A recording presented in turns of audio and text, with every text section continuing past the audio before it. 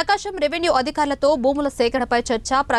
ప్రకాశం జిల్లా joint collector Gopalakrishna ప్రకాశం airport నిర్మాణానికి భూములు సిద్ధం చేస్తామన్న జాయింట్ కలెక్టర్. అలాగే ప్రకాశం జిల్లా ఒంగోలులోని జిల్లా కలెక్టర్ ప్రకాశ భవనంలో ఒంగోలు ఎంపీ మాగుంట శ్రీనివాసులు రెడ్డి, ఒంగోలు ఎమ్మెల్యే జనార్దన రావులతో పాటు జిల్లా జాయింట్ కలెక్టర్ గోపాలకృష్ణ సమావేశం నిర్వహించారు.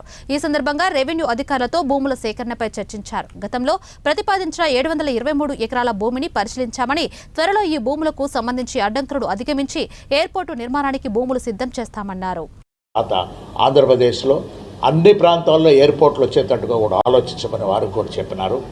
ఈ మధ్య సివిల్ ఏవియేషన్ బిల్ అనేది ఒక 10 రోజుల క్రితం పార్లమెంట్ సమావేశాలు జరుగుతున్నప్పుడు ప్రవేశపెట్టిన తర్వాత ఆ బిల్లులో నేను మాట్లాడుతున్నప్పుడు ఇతర విషయాలు కూడా చెప్తూ మా ఒంగోలులో కూడా ఎయిర్పోర్ట్ ఆవశ్యకత ఉన్నది.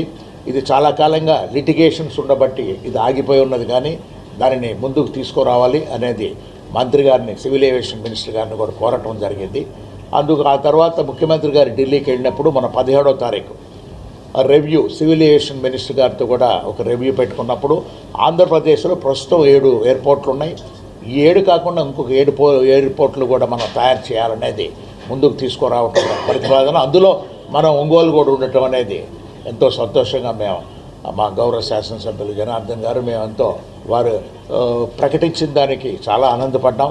అందుకే జాయింట్ కలెక్టర్ గారిని కూడా కోరిన మీదట వారు సైట్ ఇన్స్పెక్షన్ కూడా అక్కడికి బైఫర్కేట్ అయిన తర్వాత మన దగ్గర చూసుకుంటే 2835 ఎకరాలు మనకి దగ్గరలో ల్యాండ్ ఈరోజు ఉండటం కూడా చూశారు.